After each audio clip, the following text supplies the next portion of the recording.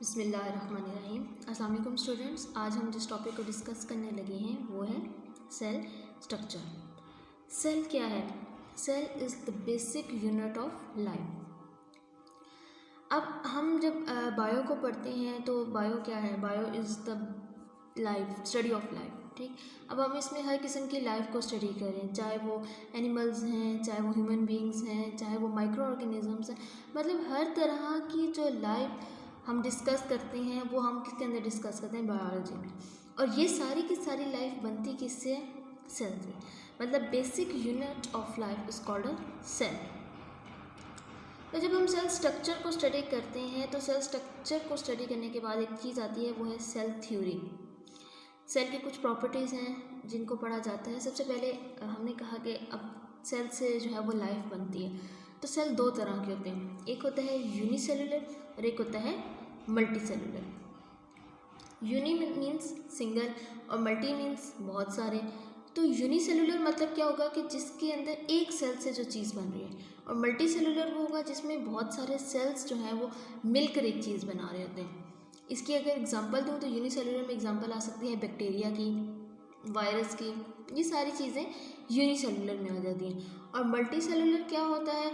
जिसमें बहुत सारे सेल्स हैं, like human beings, plants, animals, ये सब मल्टी सेलुलर है। तो पहला पॉइंट सेल थ्योरी में क्या आ जाएगा कि जो हमारे पास सेल्स होते हैं वो दो तरह के हैं, यूनिसेलुलर और मल्टी सेलुलर। नेक्स्ट हमारे पास क्या होता है? अब सेल रिप्रोड्यूस भी हो रहा है, सेल ग्रो भी कर रहा है, सेल की डेथ भी हो रही है। ठीक, ये सारे काम वो कर रहा होता है। तो सेल की रिप्रोडक्शन के लिए, सेल को डिवाइड होने के लिए एक प्री एग्जिस्टिंग सेल की ज़रूरत होती है। प्री एग्जिस्टिंग सेल मीन्स पहले से मौजूद सेल, मीन्स ये एक सेल है, ये डिवाइड होगा, ठीक है। अब ये न्यू सेल बना है, इस न्यू सेल कैसे बना? इसके लिए पुराने सेल का होना बहुत ज़रूरी है।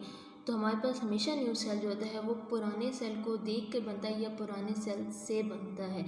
ठीक, इसको हम कहते हैं प्री एग्जिस्टिंग सेल।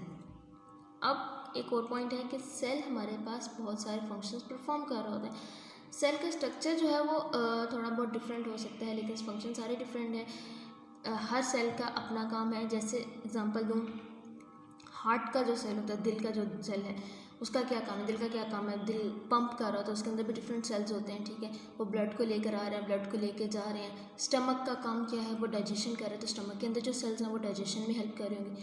तो हर सेल जो होता है वो डिफरेंटली परफॉर्म कर रहा होता है। तो ये हमारे पास सेल थ्योरी है जिसमें हम सेल के बारे में पढ़ रहे हैं। सेल हमारे पास बहुत सारे होते हैं।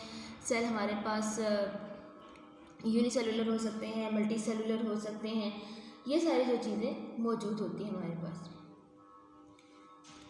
नेक्स्ट हमारे पास हम स्टार्ट करते हैं सेल फ्रैक्चुनेशन। सेल फ्रैक्चुनेशन हमारे पास क्या होता है? सेल फ्रैक्चुनेशन हमारे पास ये चीज़ है जिसमें हम कम्बिनेशन पढ़ते हैं डिफरेंट मेथड्स का, जिसके थ्रू हम सेल ऑर्गेनल्स वगैरह को सेपरेट कर सकते हैं।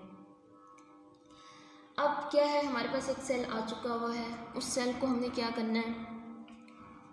चेक करना है कि इस सेल की सिंथेसिस कैसे हुई है, इस सेल का स्ट्रक्चर बना कैसे हुआ है।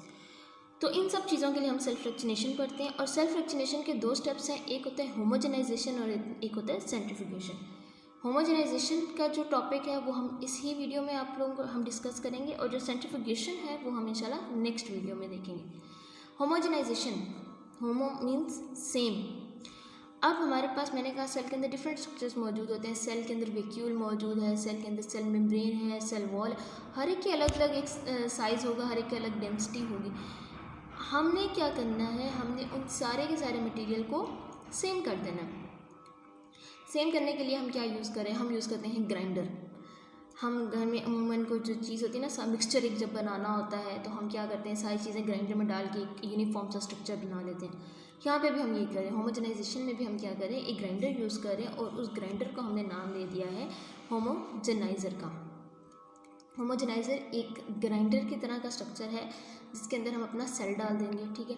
सेल डालने के बाद अब कुछ ऐसी चीज़ें हैं जो आपने अपने माइंड में रखनी है, जो आपने अपने ग्राइंडर में डालनी है, उसके अकॉर्डिंग लेके चलना है। लाइक सबसे पहले pH is the power of hydrogen. अब पीएच क्या होती है? जिसमें हम लोग एसिड और बेस को सेपरेट कर सकते हैं। हमारे पास एसिड का जो स्केल होता है वो 1 to 7 होता है, और बेसिक का स्केल 7 to 14 होता है। यानी मेन जो स्केल होता है वो 1 से 14 का होता है। तो अगर आपके पास जो सेल है वो एसिडिक मीडियम का है तो उसके अंदर उसकी pH एसिडिक होनी चाहिए। अगर सेल जो है वो बेसिक मीडियम का है तो उसकी जो pH है वो बेसिक होनी चाहिए। इसी तरह नेक्स्ट अगर हम देखें तो टेम्परेचर को देखते हैं। टेम्परेचर अब क्या है कि ज़्यादा हाई टेम्परेचर नहीं होना चाहिए, ज़्यादा लो टेम्परेचर नहीं होना चाहिए। हाई टेम्परेचर होगा तो क्या होगा, सेल ब्रस्ट कर जाएगा, ख़त्म हो जाएगा, जल जाएगा। इसी तरह टेम्परेचर कम होगा तो फ्रीजिंग पॉइंट पर आ जाएगा, बिल्कुल फ्रीज़ हो जाएगा। तो हम लोगों ने ऐसा टेम्परेचर रखना है, नॉर्मल टेम्परेचर रखना है जिसमें सेल ग्रो भी कर सकता है, जिसमें सेल रह सकता है, ज़िंदा रह सकता है। अब बहुत सारे ऐसे ऑर्गेनिजम्स होते हैं, माइक्रो ऑर्गेनिज्म या बैक्टीरिया सेल वगैरह कुछ ऐसे होते हैं जो बॉडी के बाहर सर्वाइव नहीं कर पाते, कुछ ऐसे होते हैं जो बॉडी के अंदर सर्वाइव नहीं कर पाते। मतलब हर एक का टेम्परेचर डिफरेंट होता है। तो उन डिफरेंट टेम्परेचर्स के लिए हमें उसका टेम्परेचर चेक करना है कि आइदर वो टेम्परेचर इसके लिए सूटेबल है कि नहीं है। नेक्स्ट जो चीज़ है वो है एंजाइम्स। एंजाइम्स में हम यूज़ क्यों करते हैं एंजाइम्स? हम एक तो स्पीड अप करें रिएक्शन को, सेकेंडली हम एंजाइम्स को यूज़ करें किसी भी चीज़ की ब्रेक डाउन के लिए। एग्जांपल आपको दे देती हूँ, पेक्टिनेज एंजाइम। अब यहाँ पे एक स्ट्रक्चर मैंने सेल का बनाया हुआ है, ये है प्लांट सेल का स्ट्रक्चर। इसमें अब आप देखें, ये सेल बाहर वाली सेल है जिसे हम सेल वॉल कहते हैं, ये दोनों, ये प्राइमरी सेल, ये सेकेंडरी सेल वॉल और ये सेल मेम्ब्रेन, ये एक सेल है ये वाला। इसी तरह इसके साथ ये दूसरा सेल है, ये cell wall, primary cell wall, secondary cell wall और सेल मेम्ब्रेन, ये एक सेल, ये एक सेल। इन दो सेल्स के दरमियान का जो पॉइंट है उसको हम कहते हैं मिडल लेमिला।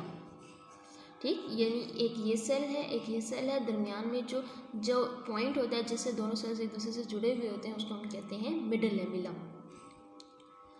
अब हमारे पास पेक्टिनेज एंजाइम किस लिए इस्तेमाल कर रहा होता है? इस मिडल लेमिला की ब्रेक डाउन के लिए। ठीक, तो हमारे पास पेक्टिनेज एंजाइम क्यों इस्तेमाल हो रहा है? मिडल लेमिला की ब्रेक डाउन के लिए। अब हमने मिडल लेमिला की ब्रेक डाउन क्यों की? क्योंकि हमें एक सेल का स्ट्रक्चर चाहिए और सेल मैंने कहा मल्टी सेलुलर है। मल्टी सेलुलर का मतलब ये है कि बहुत सारे सेल्स एक दूसरे से जुड़े हुए हैं, तो हमने उनके आपस में उनकी जो जॉइनस है, उस जो आपस में जुड़े हुए हैं उस चीज़ को ख़त्म करना है।